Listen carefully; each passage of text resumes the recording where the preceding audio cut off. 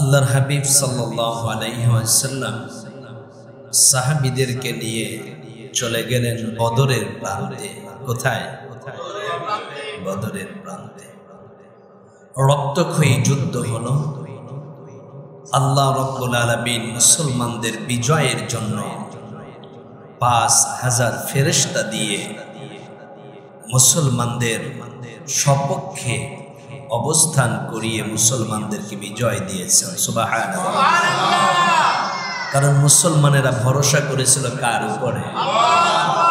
আজও মুসলমান যদি আল্লাহর প্রতি ভরসা রাখতে পারে তবেই মুসলমানদের বিজয় সুনিশ্চিত। ঠিক কিনা বলেন?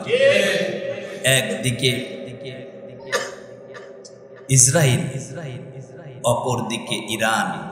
ইরান একটি মুসলিম অধ্যুষিত জনপদ, যেখানে ইসলামের অনেক শৈল্পিকতা, সভ্যতা, ইতিহাস এবং হাজারো নবীর পদচারণায় ইরান মুখরিত। সুবহানাল্লাহ। সেই জনপদে যখন ইসরায়েলের আগ্রাসন, ইসরায়েল যখন ইরানের দিকে চোখ রাঙিয়েছে, আল্লাহ শুকর ইরান সহ তাম বিশ্বের অনেক মুসলিম দেশগুলো চড়াওভাবে ইসরায়েলকে এমনভাবে হুঁশিয়ারি দিয়েছে, শেষ পর্যন্ত ইসরায়েল মুসলমানদের কাছে মাপ চাইতে বাধ্য হয়েছে।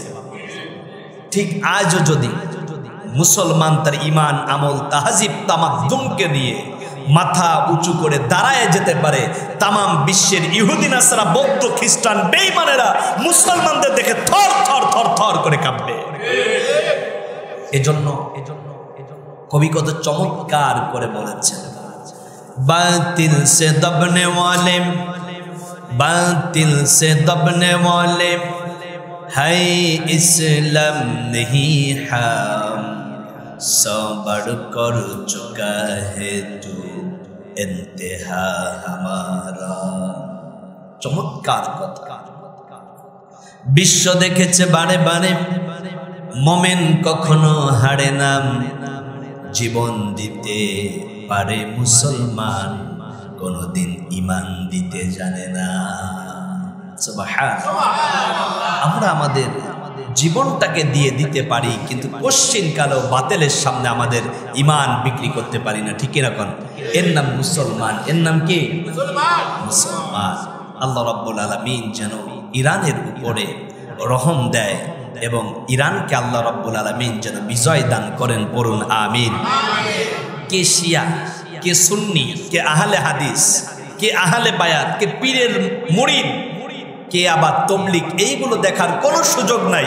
মুসলমানদের এক প্ল্যাটফর্মে দাঁড় হতে হবে। এই মুহূর্তে ইরানের সপক্ষে অবস্থান করে ইরানের জন্য সব মুসলমানদের দোয়া করা অপরিহার্য একটা দাবি হয়ে গেছে। আয়াতুল্লাহ আল খামেনি ৮৬ বছর বয়স্ক একজন বৃদ্ধ মানুষ, চেহারার দিকে তাকাইলে মনে হয় কেন জানি আল্লাহ রসুলের চেহারার দিকেই তাকানো হচ্ছে, কারণ তিনি নবীর বংশধর। সুবহানাল্লাহ পড়েন। আমাদের আকীদা, আমাদের ইখতিলাফের জায়গাটাকে ভিন্নতায় রেখে ইরান হোক না শিয়া, ওই দিকে না তাকিয়ে সেটা মুসলমান একটি দেশ, তাদের সপক্ষে আমাদের দোয়া করাটা নৈতিক দায়িত্ব। আমরা আজকে জুমা পূর্ববর্তী সময়ে ইরানের জন্য দোয়া করছি, আল্লাহ যেন ইরানের জন্য হামিম ও নাসের হয়ে যায়। পড়ুন আমিন।